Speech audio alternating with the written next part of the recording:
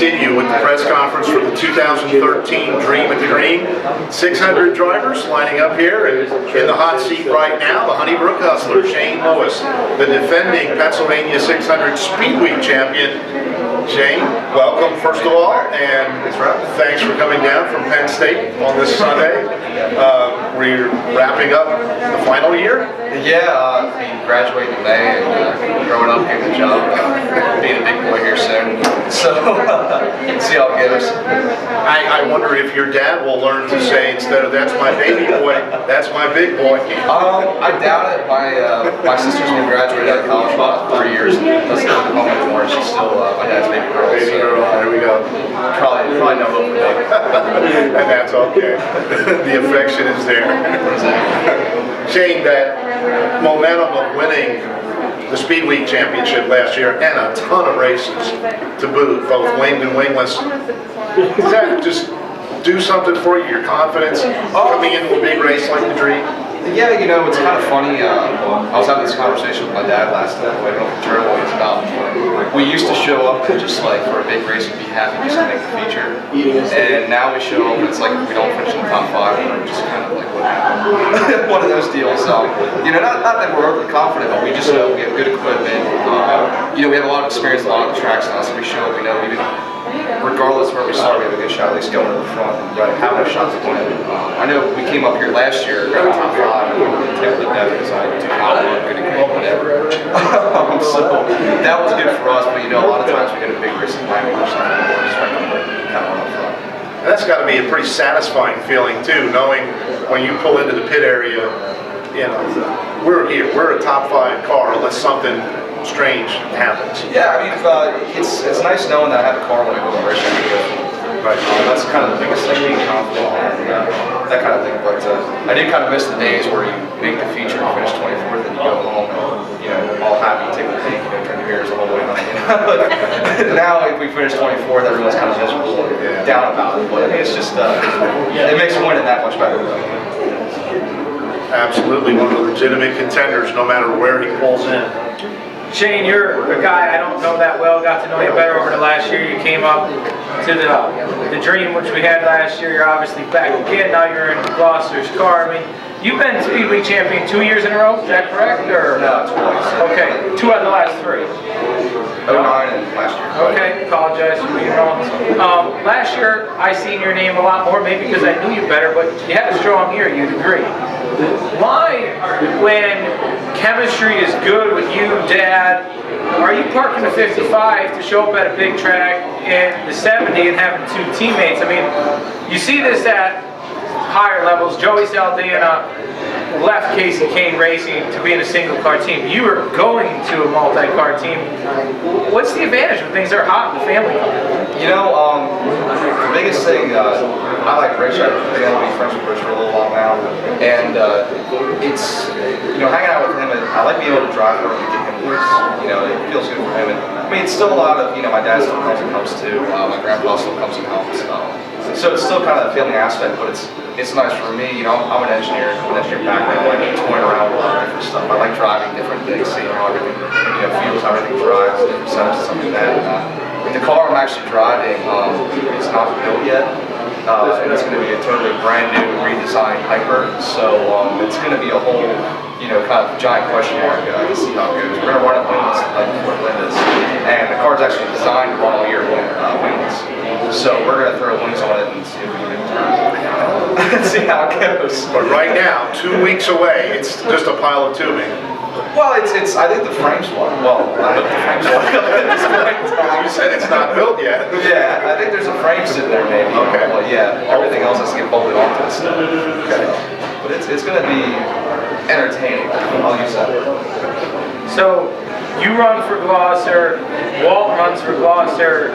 You call the shots on the car, or is Rich calling? It's kind of a teamwork thing. I know down in Florida, usually when I drive those cars, I kind of let them set it up first. And but the biggest thing is, you know, for me, I want the car to feel a certain way. I want to drive a certain way. I mean, you know, I'm patient. You know, like sometimes like I ran the engine cars for Rich a lot of times. You know, there are definitely a lot more driving off the road here and that kind of stuff. You know, I just kind of sat in and got used to it. I knew with the hyper down in Florida running for Rich, I kind of knew how it should feel, how fast. I knew where I needed to be to win down there. So I kind of work with Rich. You know, we bounce ideas back and forth off each other. You know, it's kind of a combination. I wouldn't say one person's really throwing shots. I kind of get out, tell them what I'm feeling, and then we just kind of bounce ideas off each other, and that's how it goes. Another thing I want to ask you, you know, we got to know each other. We had lunch last year after the RTS flea market, and you bluntly said you like wingless better, if I remember. And now you tell me you're building a specific wingless car. I'm not building a specific wingless car. It's actually Kyle Lick's riding this thing. Okay, so it's Rich's wingless car. Okay, so Rich's wingless car you're in. Why wingless better? I mean, I'm a wing advocate, and I think the product that Jerry gave us as a racetrack and the format that I designed provided as good as wing racing as there was, period. I don't think racing could have been any better. You agree with that, or do you still think wingless would have been better in our race last year? It's tough to say. The way the track was last year, it didn't matter if you were winged or wingless, it was going to be a show. And the qualifiers were awesome.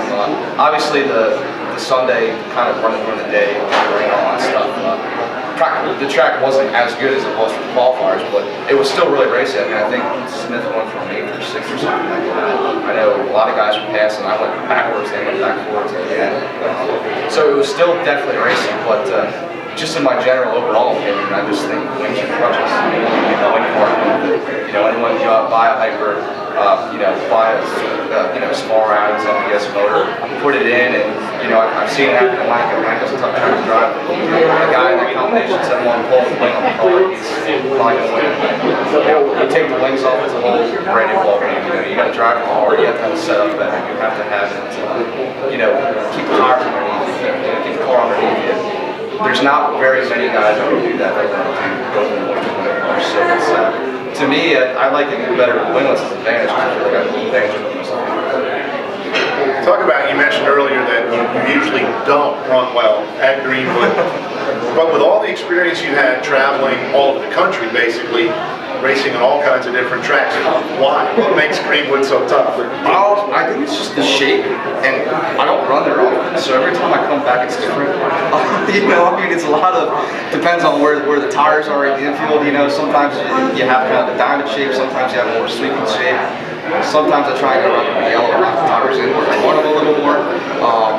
But the banking definitely helps tenfold. I was never a fan of Greenwood because I always thought it was kind of one lane, too flat, just bring it around the bottom. I'm not a fan of that. You know, I run Lanka every Saturday, so I'm used to being 3 wide, 2 lanes up the fence, down in the infield, racing like that. So when they put the banking in for the green, it was tenfold better just last year in general.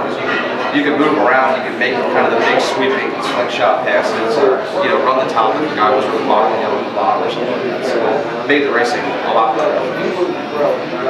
You being a guy that wingless wing, last year, you know, you ran second at Linda's National Open. I consider you ran 4th last year, so I say you're a favorite to win this year, experimental car or not. What do you like about payout structure? I need feedback here as a promoter, only 3rd time. How can we make this event better? You know, I think I like it. Obviously, the more money, the better for anything. I like how you get the opportunity. You know, I won an E-race last year, so that was next year. But anything that helps, I mean, this is a long haul for us. This is 2.5 hours. It's you know, it seems like it's uphill both ways. So you know, it's a pretty good chunk of diesel fuel to get up here. So you know, for us, the more money, the better. And that way for us too. I mean, you know, we come up here obviously to win.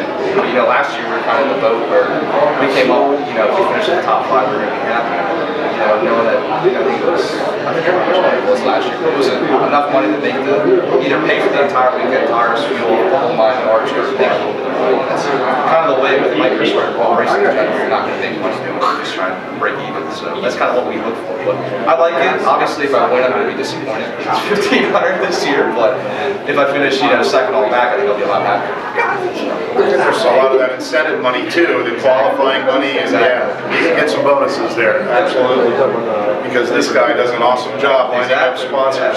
It's tough to get good promoters, especially for us microchip guys. So guys like Nunzi, you know, are down with us. You know, Thanks for having Welcome, Liz. Shane, you've been in this, you're a young guy obviously, but in this micro sprint game for quite a while now.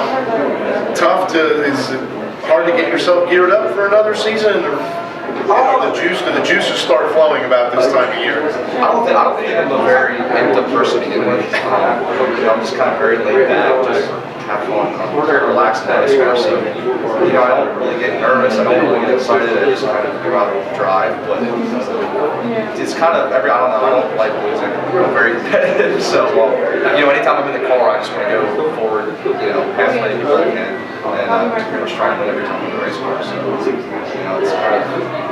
That's the way I have to look at it. I guess if you're out there just kind of driving around, you're not really racing. So, I want to get